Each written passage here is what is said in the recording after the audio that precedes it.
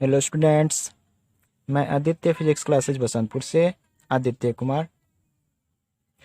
आज प्रकाशिकी का भाग 21वां जो है अपलोड कर रहे हैं। इससे पहले हम प्रकाशिकी का 20 वीडियो जो है अपलोड कर चुके हैं, जिसका लिंक हम डिस्क्रिप्शन में दे दिए हैं। आप चाहे तो वहाँ से इसको देख सकते हैं।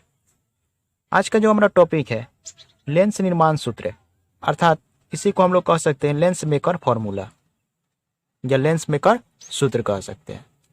ये भी कह सकते हैं कि 1/f बराबर μ2 1 - 1 1/r1 - 1/r2 सूत्र का सत्यापन करें। तो आज हम लोग जानते हैं कि लेंस निर्माण सूत्र के किसे कहते हैं या क्या है। सबसे पहले हम लोग ये जानते हैं कि लेंस निर्माण सूत्र क्या है। देखिए, लेंस निर्माण सूत्र जो होता है वैसा सूत्र होता है जिससे उचित फोकस दूरी का क्या किया जाता है, लेंस का निर्माण किया जाता है। वैसा सूत्र जिससे उचित फोकस दूरी का क्या किया जाता है, लेंस का निर्माण किया जाता है, उसे हम लोग क्या कहते हैं, लेंस निर्माण सूत्र कहते हैं। या वैसा सूत्र जो फोकस दूरी, अपवर्तनांक और त्रिज्याओं के बीच संबंध को स्थापित करता है, उसे हम लोग क्या कहते हैं, लेंस निर्माण सूत्र कहते हैं। अब इस सूत्र को हम लोग सत्यापित कर रहे हैं। अगर ये वीडियो आपको अच्छा लगे तो इसे लाइक, सब्सक्राइब और अपने दोस्तों के बीच शेयर जरूर करिएगा। तो हम लोग जानते हैं कि इस सूत्र को सत्यापित कैसे किया जाता है। देखिए, यहाँ पे एक उत्तल लेंस का फिगर हम बनाए हुए हैं। इसके पर देखिए, ये जो प्रकाशीय अक्ष है, और प्रकाशीय अक्ष के क्या होता है, प्रकाशीय अक्ष पर हम एक वस्तु को रखे हुए हैं और इस वस्तु को हम किससे स्वीत किए हैं, उस स्वीत किए हुए हैं। अब एक बात ध्यान दीजिए, सबसे पहले ये जो लेंस है, ये लेंस का जो क्या है, अपवर्तनांक कितना है, μ2 है। लेंस का अपवर्तनांक कितना है, μ2 है। और लेंस जिस माध्यम से घिरा हुआ है, चारों तरफ से जिस माध्यम से घिरा हुआ है, उसका अपवर्तनांक कितना है, μ1 है। अब थोड़ा ध्यान दीजिए, इस लेंस के सतह कितना है, 2 है। इसकी त्रिज्याएं क्रमशः कितनी है, r1 और r2 है। तो हम क्या कह सकते हैं, सबसे पहले इसमें लिखा जाता है कि क्या है, तो लेंस के जो हम लोगों का इसमें दिया गया रहता है, या जो हम लोग क्या किए हैं, माने हैं, उसके बारे में लिखना पड़ता है। तो हम लोग सबसे पहले ये जानते हैं कि इसमें माना की क्या लिखेंगे। सबसे पहले देखिए, कोई भी सूत्र सत्यापित करने के लिए हम लोग माना की लिखना जरूरी पड़ता है। तो देखिए, तो इसमें हम लोग माना की क्या लिखेंगे, तो माना की जो लेंस है उसका अपवर्तनांक कितना है, μ2 है, और ये जिस माध्यम से घिरा हुआ उसका अपवर्तनांक μ1 है, तथा इसकी सतह की वक्रता त्रिज्याएं क्रमशः r1 और r2 है, जिसे हम यहाँ पे लिखे हुए हैं। देखिए, लिखा गया है कि माना कि लेंस का अपवर्तनांक कितना है, μ2 है, और ये जिस माध्यम से घिरा हुआ है उसका अपवर्तनांक कितना है, μ1 है, तथा r1 और r2 क्या है, क्रमशः पहला और दूसरा माध्यम के क्या, दूसरा सतह की क्या है, वक्रता त्रिज्या है। अब हम लोग जानते हैं क्या, थोड़ा ध्यान दीजिए, ये पहला जो सतह है, पहला सतह के लिए वो क्या है, एक वस्तु है, और इसका प्रतिबिंब कहाँ बना है, तो ओ डैश पे बना है। पहला सतह के लिए वो क्या है, एक वस्तु है जिसका प्रतिबिंब कहाँ बना है, तो ओ डैश पे बना है। और दूसरे सतह के लिए जो है ओ डैश एक वस्तु का काम करता है जिसका प्रतिबिंब कहाँ बना है, आई पर बना है। तो इस सूत्र को सत्यापित करने से पहले हम लोग ये जानते हैं क्या कि गोलीय सतह द्वारा प्रकाश का अपवर्तन का सूत्र होता क्या है, क्योंकि इस सूत्र को सत्यापित करने के लिए उसका उपयोग ज़्यादा जरूरी होता है। तो हम लोग सबसे पहले जानते हैं कि गोलीय सतह द्वारा प्रकाश का अपवर्तन का सूत्र क्या होता है। आइए हम लोग जानते हैं कि गोलीय सतह द्वारा प्रकाश का अपवर्तन के लिए जो सूत्र होता है उसको हम लोग कैसे यूज करते हैं, कैसे उपयोग करते हैं। थोड़ा ध्यान दीजिए, यहाँ पे एक गोलीय सतह दिखाया गया है। ये जो गोलीय सतह है, इस गोलीय सतह का अपवर्तनांक कितना है, μ2 है, और गोलीय सतह जिस माध्यम से गिरा उसका अपवर्तनांक कितना है, μ1 है। और ध्यान दीजिए, इससे गोलीय सतह की जो क्या है, ये प्रकाशीय अक्ष है या जो प्रधान अक्ष है, इस प्रधान अक्ष पर वो एक क्या है, वस्तु है जिसका प्रतिबिंब कहाँ बना हुआ है, तो आई पर बना हुआ है। तो देखिए, हम लोग गोलीय सतह द्वारा प्रकाश का अपवर्तन का सूत्र कैसे यूज करते हैं, थोड़ा समझिए। सबसे पहले ये जो वस्तु होता है, वस्तु से प्रकाश किरणें सबसे पहले जिस माध्यम में प्रवेश करता है, तो देखिए, तो इस वस्तु से प्रकाश किरणें निकलकर सबसे पहले कहाँ प्रवेश कर रहा है, तो μ2 में प्रवेश कर रहा है। तो μ2 में प्रवेश कर रहा है तो उसका पहले अपवर्तनांक लेते हैं।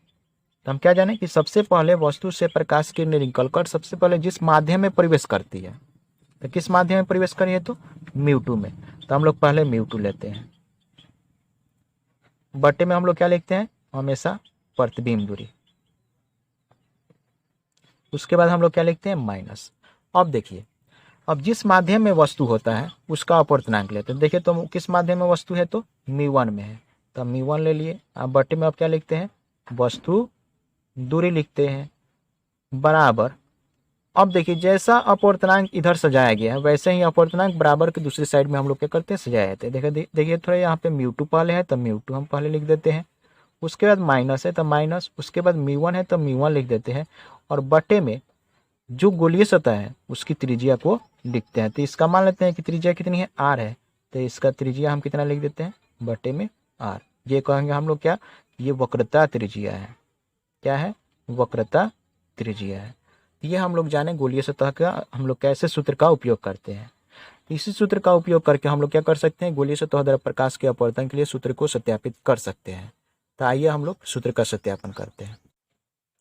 तो देखिए थोड़ा ध्यान दीजिए, यहाँ पे ये जो लेंस है इसका ये पहला सतह है, इसकी वक्रता त्रिज्या कितनी है, तो r1 है। और इस पहला सतह के लिए वो क्या है, एक वस्तु है, और इसका प्रतिबिंब कहाँ बनता है, तो ओ डैश पे बनता है। थोड़ा ध्यान दीजिए, यहाँ से यहाँ तक का दूरी को हम लोग वस्तु दूरी कहते हैं, ये सूचित किया गया है। और ये प्रतिबिंब है, तो क्या होगा, यहाँ से यहाँ तक की दूरी को प्रतिबिंब दूरी से सूचित, प्रतिबिंब दूरी को भी सूचित किया जाता है, लेकिन यहाँ पे हम भी डैश शो किए। तो हम लोग क्या कह सकते हैं कि ये जो पहला सतह है, पहला सतह के लिए वो क्या है, एक वस्तु है जिसका प्रतिबिंब ओ डैश पर बनता है। तो हम सबसे पहले लिखते हैं पहला सतह के लिए। पहला सतह के लिए क्या लिखेंगे, तो वो एक वस्तु है जिसका प्रतिबिंब कहाँ बनता है, आई पर बनता है। अब चलते हैं हम लोग गोलीय सतह द्वारा प्रकाश का अपवर्तन का सूत्र यूज कर रहे हैं।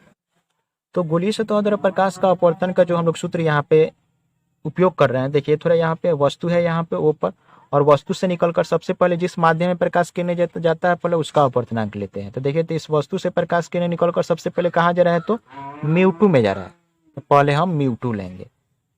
ठीक है, उसके बाद क्या करते हैं, बटे में प्रतिबिंब दूरी लेते हैं। तो थोड़ा ध्यान दीजिए, हम इसको यहाँ पे लिख दिए हैं।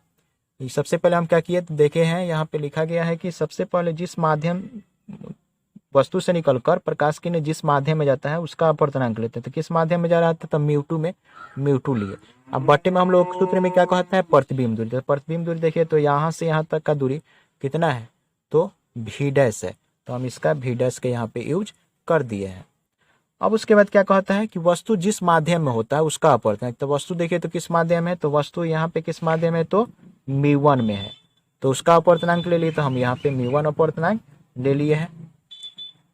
और बटे में क्या लिखा जाता है, तो वस्तु दूरी। तो देखिए तो यहाँ से यहाँ तक वस्तु दूरी कितना लिखा गया है, यू लिखा गया है, तो हम यू लिख दिए। फिर से एक बार समझ लेते हैं कि सबसे पहले वस्तु से निकलकर प्रकाश किरणें जिस माध्यम में जाता है उसका अपवर्तनांक लेते हैं। तो वस्तु से प्रकाश किरणें निकलकर कहाँ जा रहा है, तो μ2 में, तो हम μ2 ले लिए। बटे में क्या लिखा जाता है, प्रतिबिंब दूरी। तो प्रतिबिंब दूरी देखिए तो यहाँ से यहाँ तक की दूरी कितना है, तो भी डैश है। उसके बाद वस्तु जिस माध्यम में होता है उसका अपवर्तनांक लेते हैं। देखिए तो वस्तु किस माध्यम में है, तो μ1 में है। बटे में क्या लिखते हैं, वस्तु दूरी। तो देखिए यहाँ पे लिख दिया है μ1 बटे वस्तु दूरी बराबर। अब कहता है क्या कि जैसा अपवर्तनांक इधर तो जाया गया है वैसे ही अपवर्तनांक को इधर भी सजाते हैं। तो देखिए तो पहले μ2 है तो μ2 लिख दिए, माइनस है तो माइनस लिख दिए, उसके बाद μ1 है तो μ1 लिख दिए। अब बटे में हम लोग क्या लिखते हैं, जो जिस सतह की हम लोग ले रहे हैं उसका वक्रता त्रिज्या। तो कौन सा सतह हम ले रहे हैं, तो पहला सतह। तो पहला सतह की वक्रता त्रिज्या कितनी है, तो r1 है, तो r1 का हमने यूज कर दिया।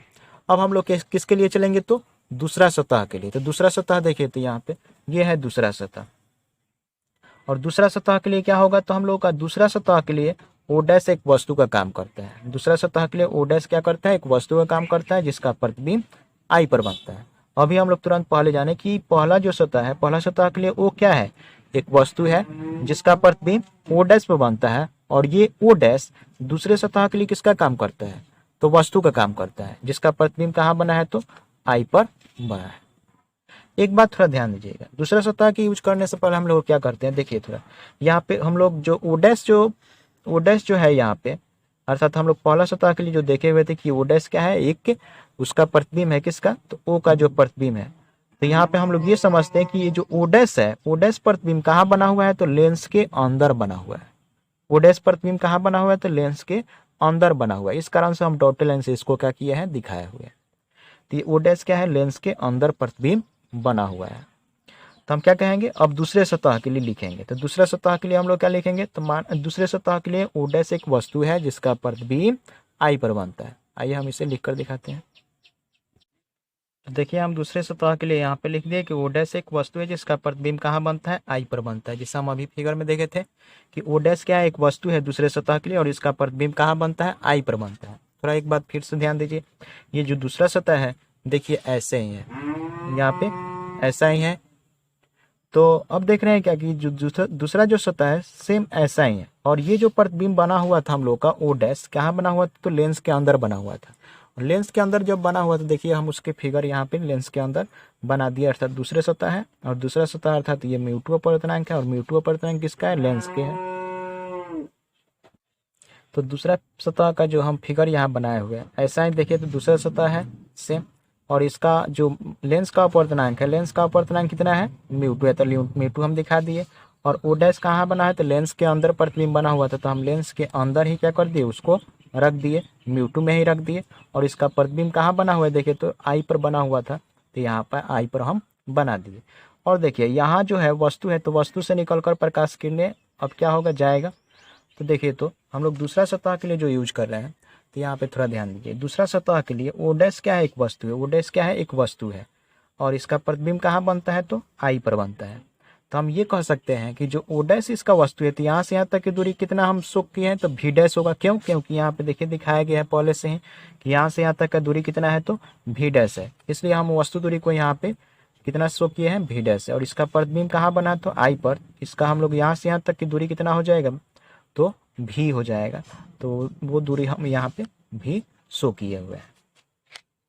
तो हम क्या कहेंगे, दूसरा सतह के लिए देख रहे हैं कि दूसरा सतह के लिए जो ओ डैश एक वस्तु है, इसका प्रतिबिंब कहाँ बन रहा है, आई पर बन रहा है। तो हम लोग क्या जानते हैं, यहाँ पे अब हम यूज करेंगे गोलीय सतह द्वारा प्रकाश के अपवर्तन सूत्र का यूज करेंगे। तो हम लिख दिए गोलीय सतह द्वारा प्रकाश के अपवर्तन से। तो अभी हम लोग तुरंत पहले ही जाने गोलीय सतह द्वारा प्रकाश का अपवर्तन का सूत्र हम लोग कैसे लगाते हैं। तो सबसे पहले वस्तु से प्रकाश किरणें निकलकर जिस माध्यम में जाता है उसका अपवर्तनांक लेते हैं। तो देखिए तो ये ओ डैश वस्तु है, और ओ डैश वस्तु से निकलकर सबसे पहले प्रकाश किरण कहाँ जा रहा है, म्यू1 में, तो पहले हम म्यू1 ले लेंगे। और बटे में क्या लिखा जाता है, प्रतिबिंब दूरी। तो देखिए तो प्रतिबिंब दूरी इसमें कितना है, भी है, तो हम भी लिख दिए। उसके बाद क्या लिखा जाता है, सूत्र का माइनस लिखा जाता है, माइनस हम लिख दिया। अब एक बात ध्यान दीजिए, वस्तु अब जिस माध्यम होता है उसका अपवर्तनांक लेते हैं। तो वस्तु कहाँ है, तो लेंस के अंदर, लेंस का अपवर्तनांक कितना है, म्यू2 है, तो म्यू2 हमने लिया।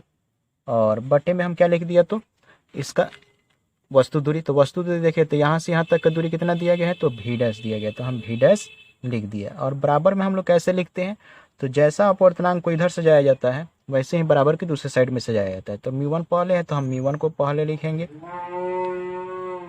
माइनस है तो माइनस, म्यू2 बाद में है तो बाद में इसको लिखेंगे। और बटे में हम लोग क्या लिखते हैं, जिस सतह को हम लोग लेते हैं उसकी वक्रता त्रिज्या लेते हैं। तो हम दूसरे सतह को लिए हैं, और दूसरे सतह की वक्रता त्रिज्या कितना था, तो दूसरे सतह की वक्रता त्रिज्या था R2। तो हम क्या लेंगे, इसका दूसरा सतह जो है हम लोग का, इसकी त्रिज्या हम कितना ले रहे हैं, R ले रहे हैं, R2 ले रहे हैं, कितना ले रहे हैं, तो R2। तो हम R2 यहाँ पे लिख देते हैं। इसको हम क्या करते हैं, समीकरण सेकेंड मान लेते हैं, इसको हम समीकरण सेकेंड मान लेते हैं। इससे पहले हम इसको पहला समीकरण मान चुके हैं। अब क्या करते हैं, इन दोनों समीकरण को जोड़ देते हैं। तो समीकरण फर्स्ट और सेकेंड को क्या कर रहे हैं, तो जोड़ रहे हैं। तो समीकरण फर्स्ट जोड़ सेकेंड, तो फर्स्ट और सेकेंड को जब हम लोग जोड़ेंगे तो क्या हो जाएगा, थोड़ा ध्यान दीजिएगा कि LHS को LHS के संग जोड़ते हैं और RHS को RHS के संग जोड़ते हैं। तो देखिए तो यहाँ म्यू2 बटे भी डैश है, तो पहले म्यू2 बटे हम क्या करते हैं, भी डैश लिखते हैं। उसके बाद ध्यान दीजिए, माइनस है तो माइनस, म्यू1 है तो म्यू1, उसके बाद क्या है, यू है तो यू, और यहाँ पे ध्यान दीजिए तो LHS को हम LHS से जोड़ देते हैं। तो LHS में यहाँ पे देख रहे हैं कि प्लस कितना है, इसमें है दूसरा समीकरण में म्यू1 बटे भी माइनस म्यू2 बटे कितना है, भी डैश है, तो म्यू2 बटे भी डैश लिख दिया। बराबर है तो बराबर लिखेंगे। अब RHS पद को जोड़ते हैं, तो RHS पद में देखिए तो इसमें कितना है, म्यू2 है, तो म्यू2 माइनस म्यू1, म्यू2 माइनस म्यू1 बटे में कितना लिखेंगे, R1, R1 है। और दूसरा समीकरण में देखिए तो प्लस जोड़ रहे हैं तो प्लस, दूसरा समीकरण में क्या दिया गया है, RHS पद म्यू1 माइनस म्यू2 बटे में कितना दिया गया है, R2 दिया गया है। तो हम क्या कर दिए, इन दोनों समीकरण को जोड़ दिए। देखिए फिर से एक बार समझ लीजिए, यहाँ पे हम क्या किए तो म्यू टू बटे भी डैश माइनस म्यू1 बटे यू में किसको जोड़ रहे हैं तो म्यू1 बटे भी माइनस म्यू टू बटे भी डैश को जोड़ रहे हैं। तो यहाँ पे जोड़ दिया हम, RHS को RHS के संग जोड़ दिया, तो हमारा समीकरण ये आया। अब थोड़ा एक बात ध्यान दीजिए, यहाँ देखिए तो ये जो म्यू2 बटे भी डैश है ये माइनस में है, और उतना ही देखिए यहाँ पे म्यू2 बटे भी डैश प्लस में दिया गया है, तो हम इसको क्या कर सकते हैं, कैंसिल कर सकते हैं। तो अब देखिए क्या बच गया, म्यू1 बटे भी प्लस में है तो इसको हम पहले लिख देते हैं, तो म्यू1 बटे भी, और उसके बाद क्या है, माइनस है तो माइनस, और म्यू1 बटे कितना है, यू है, तो म्यू1 बटे यू लिख दिया, बराबर है तो बराबर। अब थोड़ा एक ध्यान दीजिए, यहाँ म्यू2 माइनस म्यू1 बटे में कितना है, R1 है। और ध्यान दीजिए इन दोनों में से हम क्या करते हैं, ऊपर वाले समीकरण में से माइनस कॉमन लेते हैं। थोड़ा ध्यान दीजिएगा, अगर माइनस कॉमन लेंगे तो प्लस माइनस क्या हो जाता है, माइनस हो जाएगा। तो हम माइनस जब कॉमन लेंगे तो थोड़ा ध्यान दीजिए, जो माइनस होता है वो प्लस हो जाता है, और जो प्लस होता है वो हो जाता है माइनस। तो इसमें प्लस में कौन है तो देखिए तो म्यू1 है, तो म्यू1 को प्लस में था तो माइनस कर दिए, अब बटे में हमारा कितना है, R2 लिख दिए। अब एक बात थोड़ा ध्यान दीजिए, अब इन दोनों में क्या आ गया, म्यू2 माइनस म्यू1 क्या आ गया, कॉमन आ गया। अब इसमें कॉमन क्या है तो म्यू1 है, तो म्यू1 हम कॉमन ले लिए। कॉमन जब लेंगे तो यहाँ कितना बचेगा, 1 बटे भी माइनस 1 बटे यू, और बराबर में इन दोनों में क्या कॉमन है, म्यू2 माइनस म्यू1 कॉमन है, तो कितना बचेगा, 1 बटे R1 माइनस 1 बटे R2 बचेगा। अब हम क्या करते हैं, म्यू1 को इधर लाकर भाग दे देते हैं, तो हमारा कितना हो जाएगा, 1 बटे भी माइनस 1 बटे यू बराबर म्यू2 माइनस म्यू1 बटे कितना, म्यू1, और 1 बटे R1 माइनस 1 बटे कितना हो जाएगा, R2 हो जाएगा। अब क्या करते हैं हम इसको समीकरण की, इसको हम क्या करते हैं, थोड़ा ध्यान दीजिएगा, अब इस म्यू1 से हम दोनों में भाग दे देते हैं, म्यू1 और म्यू2 में हम क्या करते हैं, इसको भाग देते हैं। यहाँ पे हो जाएगा 1 बटे भी माइनस 1 बटे यू बराबर, जब हम इसको भाग देंगे तो म्यू2 बटे म्यू1, और एक बात ध्यान दीजिए माइनस है तो माइनस, म्यू1 को म्यू1 से भाग देंगे तो यहाँ पे कितना हो जाएगा, 1 हो जाएगा, और इंटू में यहाँ पे कितना हो जाएगा, देखिए तो 1 बटे R1 माइनस 1 बटे R2 हो जाएगा। अब होता क्या है, थोड़ा ध्यान दीजिए, हम लोग जानते हैं बहुत पहले से कि म्यू2 बटे म्यू1 जो होता है उसको हम लिख सकते हैं म्यू2 1 लिख सकते हैं, तो हम इसी का यूज कर देते हैं। तो यहाँ पे कितना हो जाएगा, ये हो जाएगा 1 बटे भी माइनस 1 बटे यू बराबर, इसको हम क्या करते हैं, म्यू2 बटे म्यू1 को हम क्या लिख देते हैं, तो म्यू2 1 माइनस 1, और 1 बटे R1 माइनस 1 बटे R2, इसको हम समीकरण क्या करते हैं, ए मान लेते हैं। अब एक बात ध्यान दीजिए, हम लोग बहुत पहले से जानते हैं कि एक लेंस सूत्र होता है, और लेंस सूत्र को हम लोग जानते हैं क्या होता है, 1 बटे भी माइनस 1 बटे यू बराबर क्या होता है, 1 बटे लेंस सूत्र से हम लोग क्या जानते हैं,